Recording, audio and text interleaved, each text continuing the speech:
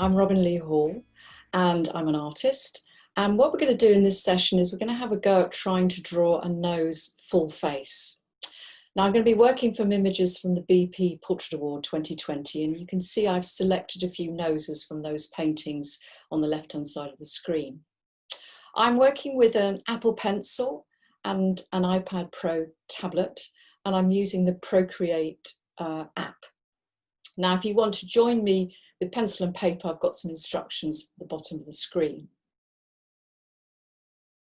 Now, I'm going to show you something. What I've done is I've drawn out on the top left some circles, because with a full face nose, that's basically what it's made up of, circles. We've all got different shaped noses, but using the basic circle shape is a start.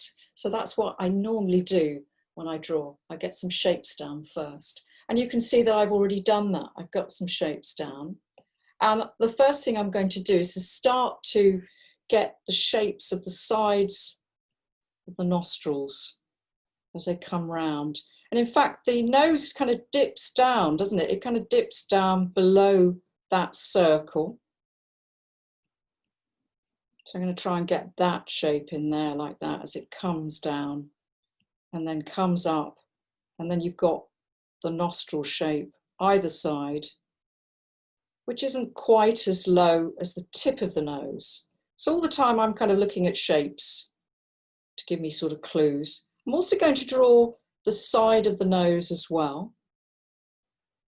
And noses aren't always symmetrical. This is slightly different on this side, so I'm going to get that bit in there. And another thing is I'm going to start rubbing a few of these lines out that I don't need so much now. Sometimes it's rubbing them out entirely, and sometimes it's softening them a little bit so they're not getting in the way of what I'm trying to draw. Okay, let's just soften those a little bit there. Let's even soften those lines at the side, because we don't in reality have lines at the side of our noses. But it's quite good to have that as a guide to start off with. Okay, so now I've kind of softened things a little bit and you can more clearly see the shape of the nose.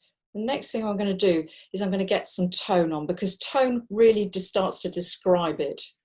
Now, a key thing is, where is the light coming from? Now, I can very clearly see that there is a shadow, and I'm going to quickly draw that in. There is a shadow underneath the nose. And that tells me that the light is coming directly from above. So I'm going to get a light smattering of tone on. Now I know that the darkest part, probably of the nose, it's the nostrils actually, they're probably the darkest parts of the whole thing. But I'm not going to go mad and try and get those really dark bits in first. I'm just going to get a light smattering of tone on the lower half of the nose.